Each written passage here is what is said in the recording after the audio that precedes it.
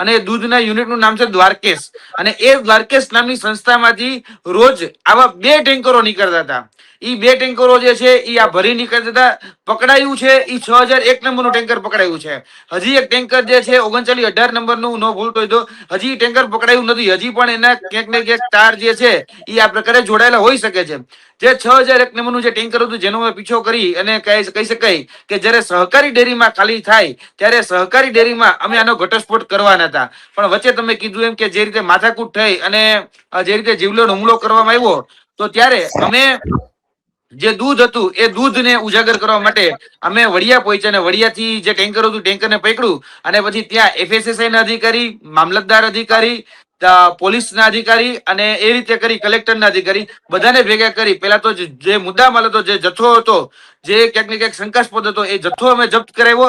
અને જથ્થો જપ્ત કરાવી અને FSSI ના અધિકારી પાસે જ્યારે અમે ટેસ્ટિંગ કરાવ્યું ત્યારે FSSI ના અધિકારી આવી અને જે ટેસ્ટિંગના રિપોર્ટ આપ્યા કે આની અંદર સોયાબીન છે, આની અંદર પામ ઓઇલ છે, આની અંદર બીફ ટેલો જેને આપણે કહી શકાય કે ગાયની ચરબીનું માંસનું જે તેલ બને એ, ત્યારબાદ જે લાડ LARD